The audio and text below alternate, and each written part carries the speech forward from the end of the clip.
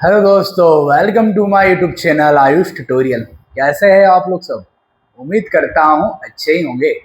आज के इस वीडियो में हम देखेंगे लॉज ऑफ मोशन के एक्सरसाइज से कुछ क्वेश्चंस, जो कि है क्वेश्चन नंबर 16, 17, 18 और 19।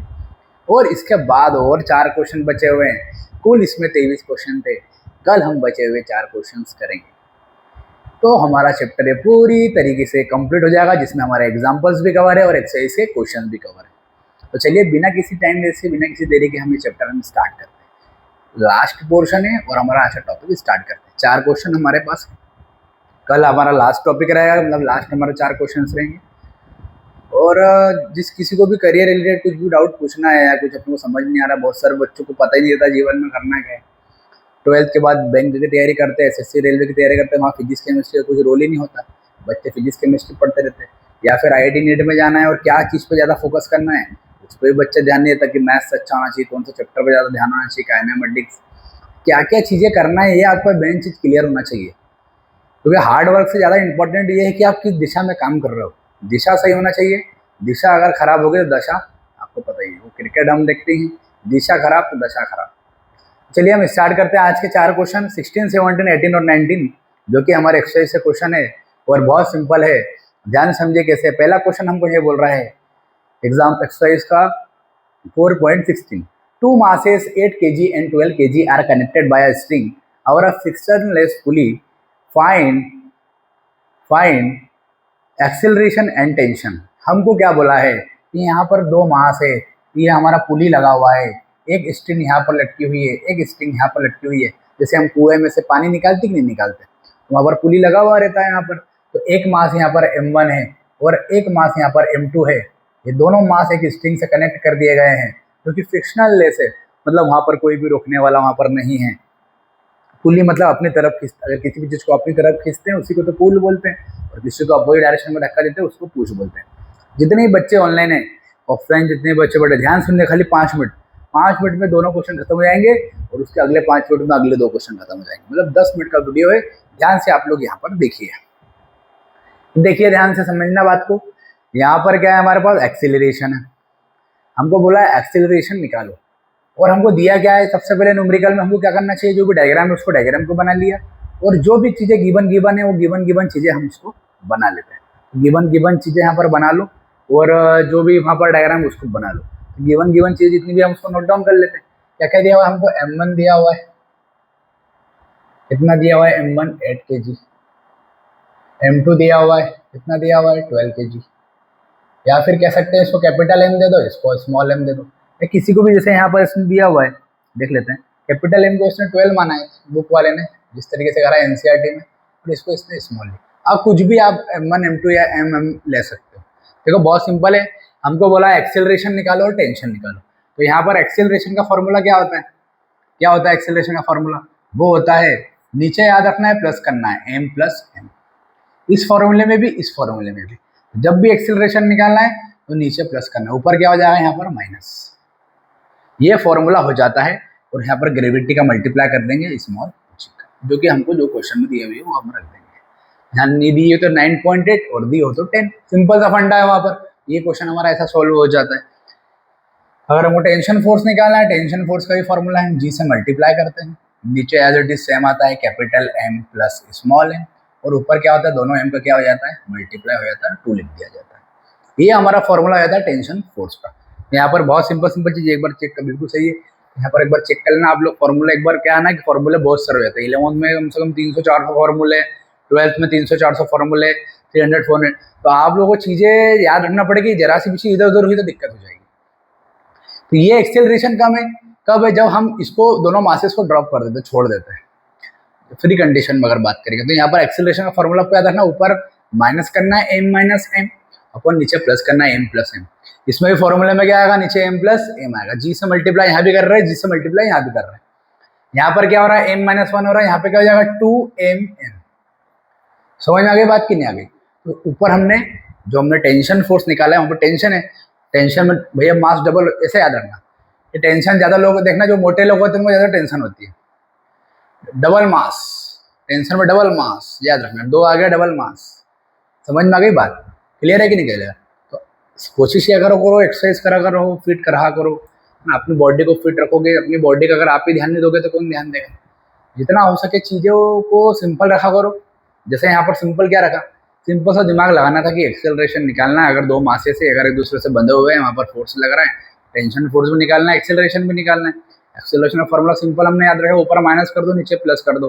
टेंशन का हमने सिंपल याद रखा, नीचे प्लस करना ही है m+m, और ऊपर 2mm कर दिया। जी का मल्टीप्लाई, दोनों मल्टीप्लाई। अब कुछ भी नहीं करना, सिंपल वैल्यू पुट करना है।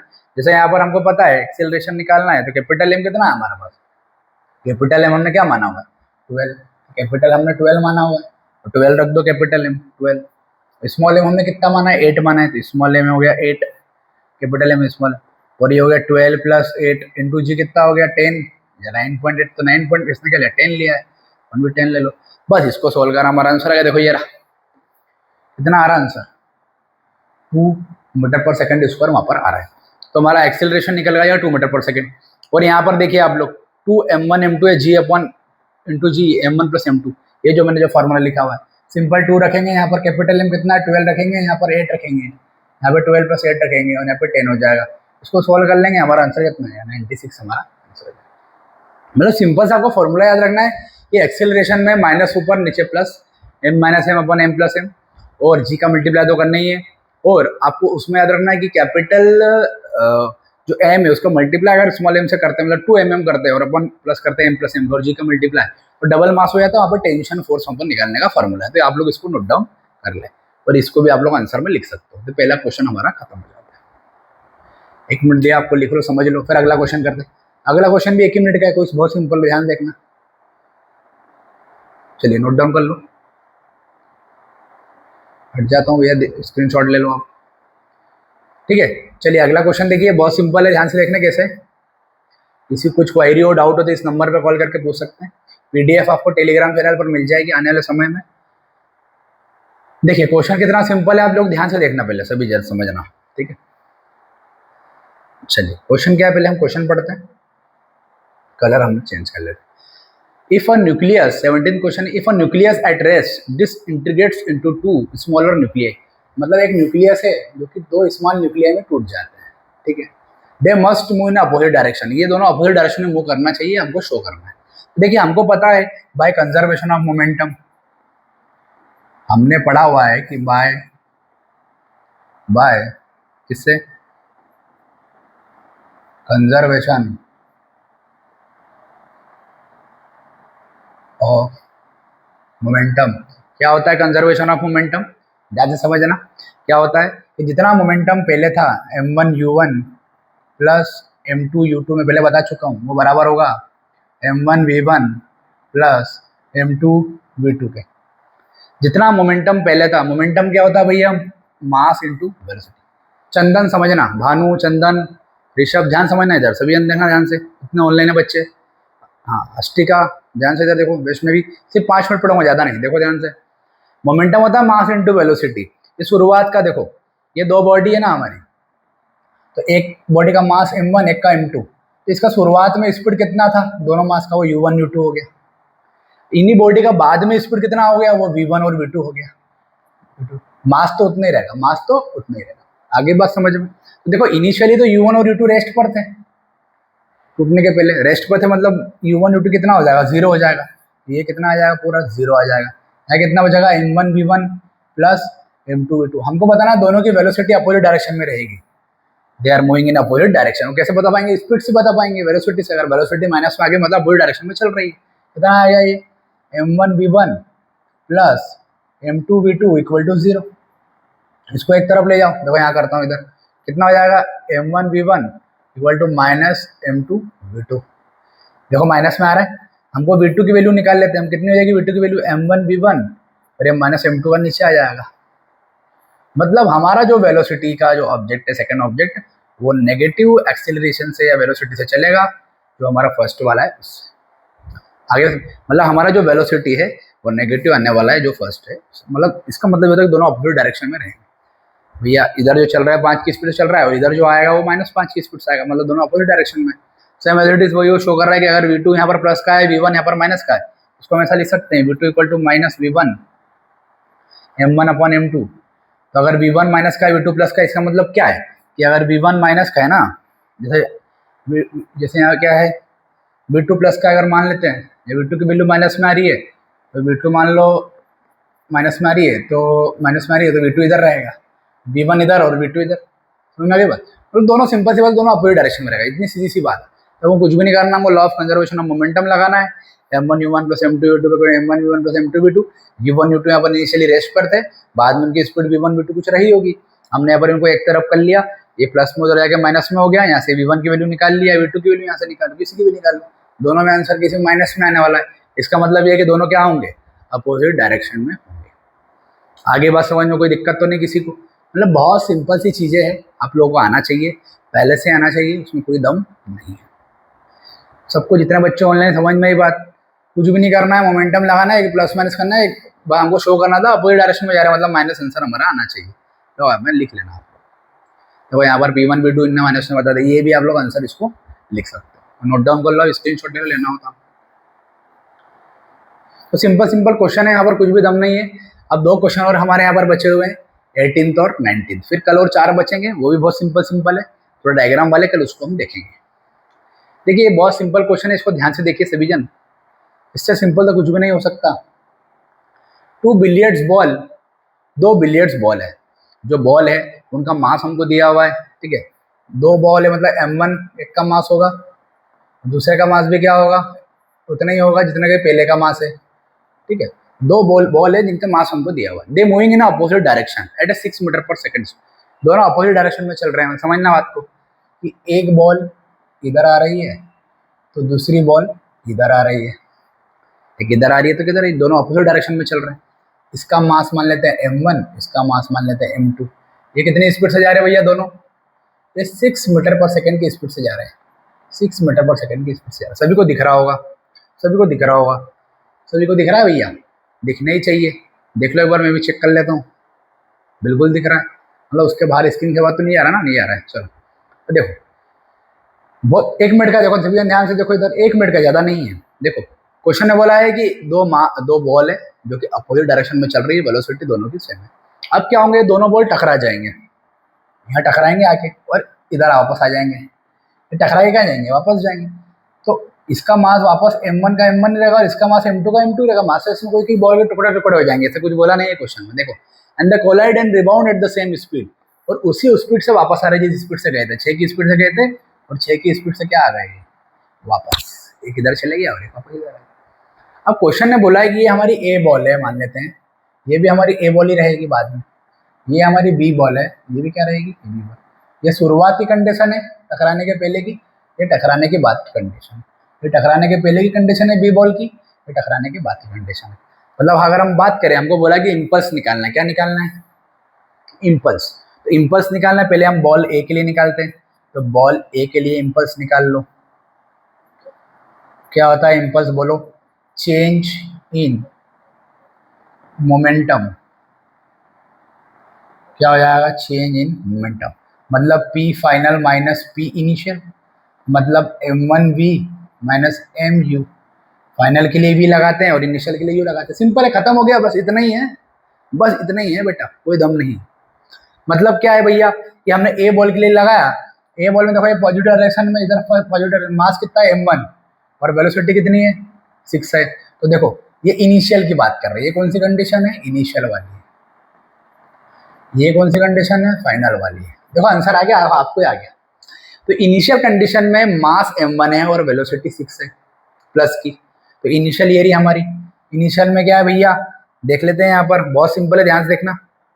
क्या हो जाएगा इनिशियल में, m, बोलो, हाँ आप तो कह रहे ऑनलाइन में क्या बोलेंगे, जितने ऑफलाइन में बच्चे बोलो, हाँ क्या होगा भैया, इनिशियल में ये है मास m1, कितना दिया हुआ m1 मास 0.05, तो वही लिखा है मैंने 0.05, m2 भी कितना 0.0, कुछ टेंशन ही नहीं है।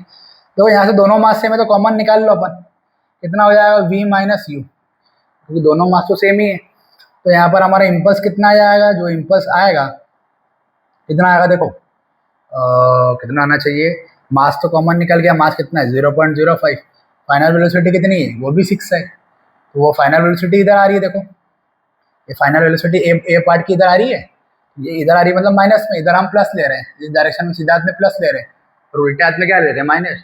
फाइनल में -6 है, फाइनल में कितना आ जाएगा -6, -6, फिर ये माइनस ऐसा का ऐसा, इनिशियल में कितना है 6 है, इनिशियल में कितना है 6, इनिशियल में स्पीड 6 है, तो ये हमारा आंसर आ गया 0.05, ये हो गया इंटू माइनस का 12, माइनस में हमारा आंसर आ रहा है 0.6 आंसर आ रहा है, देखो माइनस में, इसको सॉल्व करेंगे हमारा क्या आ जाएगा माइनस में 0.6, और ये हमारा क्या रहेगा इम्पल्स रहेगा, तो माइनस में 0.6 हमारा आ गया।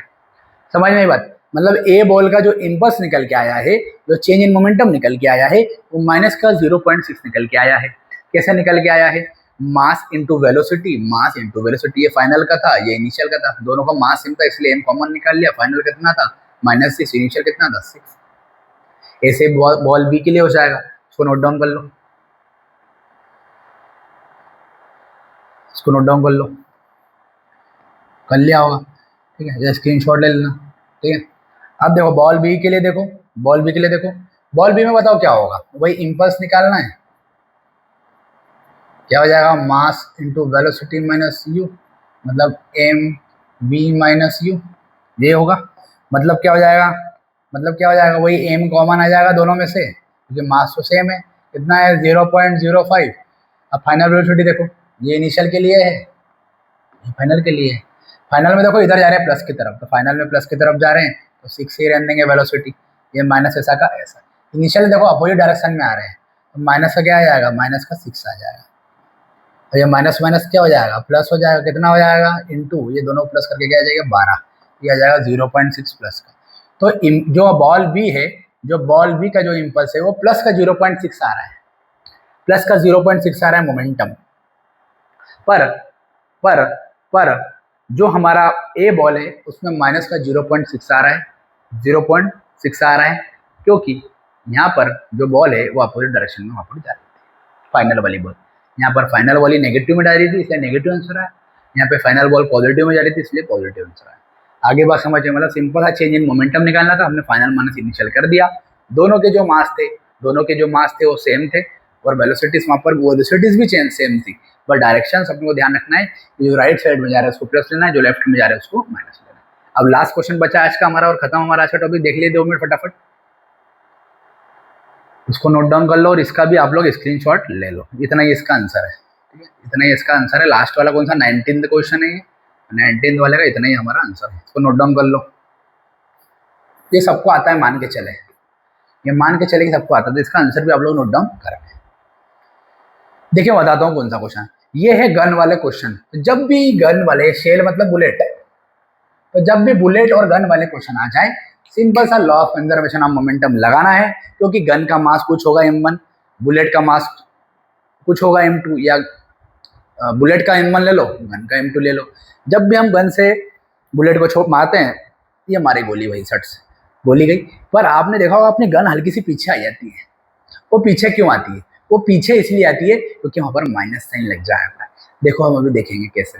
तो आपको सिंपल सा एक लॉजिक याद रखना है कि भैया पहले स्टार्टिंग में तो इनिशियली तो बंदूक और हमारी जो बुलेट है वो तो रेस्ट कंडीशन में, इसी का मैं IMP शॉर्ट्स में वीडियो भी बना दूंगा इस टॉपिक का, जो कि मजेदार टॉपिक है। तो स्टार्टिंग में गन भी रेस्ट पे, बुलेट भी रेस्ट पे, U1 और U2 दोनों 0 है, U1 और U2 दोनों 0 है, U1 भी 0 U2 भी 0, और जो मास रहेगा गन का वो m1, इसका मान लेते हैं, बुलेट का मास मान लेते हैं इसका, और गन का मास क्या मान लेते हैं m2 मान लेते हैं, ठीक है, समझ मेरी बात। अब जितना मास अभी बुलेट और गन का बाद में भी उतना ही रहने वाला है, बाद में बस चेंज क्या होगा, वेलोसिटी चेंज होगी v2, और जो भी रहेगी जो क्वेश्चन में देंगे देखेंगे। तो इनमें अपने को 6 चीजें लिखना पड़ती है, क्योंकि हम लगाते हैं law of conservation of momentum. क्या होता है, देखिए हमको क्वेश्चन में कुछ भी दे दे उससे फर्क नहीं पड़ता, लगाना हमेशा यही है, m1u1 plus m2u2 equal to m1v1 plus m2v2। सबसे अच्छी बात है कि m1 ये जो मास है बुलेट का मास माना करो हमेशा, बुलेट छोटी सी बुलेट, m2 हमेशा गन का माना करो, तो यहाँ भी बुलेट का मास आएगा, यहाँ भी गन का मास आएगा, तो मास में तो कोई लफड़े है नहीं। शुरुआत में क्या होता है, गन और बुलेट हमेशा रेस्ट पे, देखो अभी अपन ने गन को मारी क्या, बुलेट छोड़ी क्या, किसी को बंदूक मारी क्या, नहीं, अभी रेस्ट पे, तो अभी तो रेस्ट में, तो u1 u2 क्या हो जाता है 0, ये पूरा क्या हो जाएगा 0 हो जाएगा, 0 प्लस 0 क्या हो जाता है m1v1, बस खत्म हो गया। बस 1 मिनट देखो ध्यान से इधर, 1 मिनट हो रहा है, खत्म हो गया बस। इसका जो फॉर्मूला बनता है ये बनता है m1v1 माइनस m2v2, ये फॉर्मूला बनता है इसका। अब पूछा क्या क्वेश्चन पढ़ते हैं हम, a shell of mass 0.02 kg fired from the 100 kg gun. मतलब जो M1 हमारा बुलेट है वो कितना है 0.02 kg, और जो हमारी गन है उसका मास कितना है 100 kg। दोनों के मास हमको दे दिए। वो बोल रहा है कि shell mass of fired from the gun, जिसकी स्पीड कितनी थी 80, तो 80 की स्पीड से वहाँ पर हमारी जो बुलेट थी वो गई। हमको बताना है कि गन की स्पीड क्या होगी, गन की स्पीड क्या होगी, मतलब हमको V2 निकालना है। बाद में बुलेट इतनी, पहले तो बुलेट रेस्ट पे थी, बुलेट और बंदूक दोनों, बाद में बुलेट की स्पीड कितनी हो गई 80, और गन की स्पीड निकालना है, गन कितनी स्पीड से पीछे जाके आ गए। तो निकाल लो, सिंपल आंसर हमको पता है, फॉर्मूला पता है, ये रहा। क्या होता है formula, M1V1 minus M2V2। M1 कितना है mass of bullet, mass of bullet 0.020,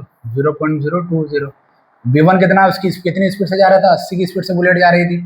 मास कितना है भाई गन का 100 किलो है, 100 किलो है। V2 हम निकाल देंगे, कितना निकाल लेंगे V2 भैया, 100 नीचे आ जाएगा तो 0.020 इंटू 80/100, ये माइनस में है ना, माइनस में रहेगा ना भैया, ये माइनस में रहेगा, बिल्कुल माइनस में रहेगा।